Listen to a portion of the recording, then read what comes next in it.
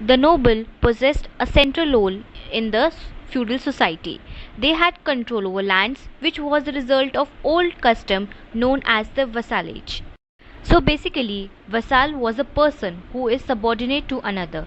As we have studied earlier, that the feudal society was a society of hierarchy, in which at different levels, the one level was subordinate to another.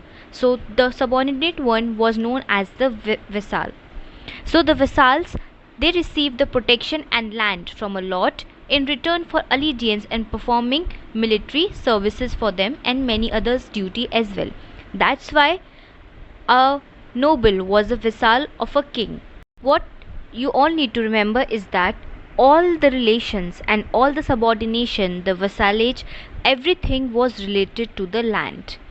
The certain amount of land was given to the vassal in lieu of which he has to perform the certain duty for his lord. So therefore the base of the feudal society was a distribution of land. Thus a noble accepted the king as his seigneur or lord in all the matters, and king had to give a mutual assurance that he would protect the vassals. As we all know that the period that we are talking about, that is the medieval period, there was a chaos and war and conflicts everywhere. So everywhere there was a feeling of terror and everyone wanted themselves to be protected. Thus emerged the feudal system and the vassalage. A lord house was known as manor house in feudal society. He could control peasants' villages in manor estates either in small number containing few dozens of houses or in large number consisting of around 50 to 60 houses of the peasants. That means a manor, it could be small as well as a big one. The estate consisted of woodlands and forests where the lord did the hunting. The estate also contained pastures as you can see in the picture given. This time, that is the medieval time, and during the feudal society we also see an emergence of a different group which were known as knights. As we all have discussed, there were regular localized wars in Europe in medieval times. The insufficient peasants who were forced to become soldiers, and due to lack of good cavalry, it created various sort of problems for the nobles and kings to defend themselves. This led to the evolution of new section of people in society known as knight. They were under the lord who were subordinate of the king. The knights paid his lord customary fees and pledged to fight for him in the war. The lords granted a piece of land called fief for knights in lieu of their services as their protectorate. So basically the same is happening with the knights as well. Like the nobles who used to get the land from the kings, the knights used to get the land from the nobles, and the land was known as fief. The fief of a knight could be hereditary and was of any size from 1000 to 2000 acres or even could be more. A knight's fief consisted of a house for him and his family, church settlements of dependent together with watermills and various sorts of gardens. The peasant cultivated the land of the fief. In exchange, the knight paid his lord a regular fees and promised to fight for him in war. A knight could serve more than one lord but remained loyal to his own lord. The peasants. The third order consisted of vast majority of people which were mainly the cultivators. That is, they used to practice agriculturists, and therefore the majority of the third order consisted of the peasants. The cultivators had two categories, that is, free peasants and the serfs.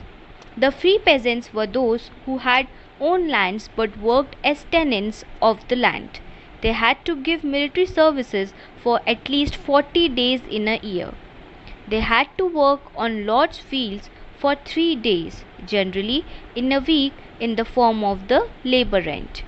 Together with this, they had to provide unpaid services for works like digging ditches, gathering firewood, building fences, and maintaining roads and buildings. Women and children had to do several tasks together with work on fields like spinning thread, weaving cloth, making candles, and preparing wine from the grapes. The free peasants had to pay a tax known as stele to the king, from which clergy and nobles were exempted. That means that it was only the third estate that had to pay the taxes to the kings, and therefore they were very oppressed. This was the order that has the least amount of money with them. Another category of the peasants included the peasants who were unfree or were also known as the serfs. The serfs tilled the land of the lord. Most part of the produce was submitted to the lord. They had to work on the lands of lord without wages. They were not allowed to leave the estate without prior permission from the lord. The lord claimed several monopolies at the cost of his serfs. Serf could use only lord's flour mills, his oven to bake their breads, and his wine presses to distill wine. The lord decided whom a serf should marry or might give the blessing to the serf's choice, but on a payment of a fee. The differences between the serfs and free peasant. Serfs were the peasants who were bound to the land. Serfs were forced to do all of the labor on large farms and were usually given small tracts of land that were barely enough to survive. Serf could become free if he stays off the manor for at least a year.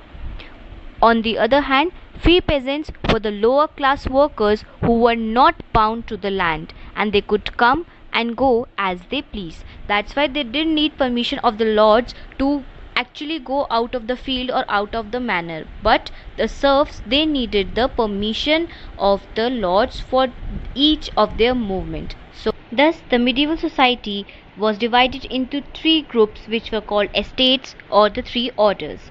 The first was the clergy, who were the monks and priests that worked for the Catholic Church. Their duty was to pray for the spiritual salvation of the people. Second were the nobles, who were basically the lords, knights, and included their families. Their duty was to protect the population and the land from the attack of the outsiders. And lastly, the third estate basically included the workers class, and workers were mainly the peasants that were in the third estate, and some of them were craftsmen and merchant as well.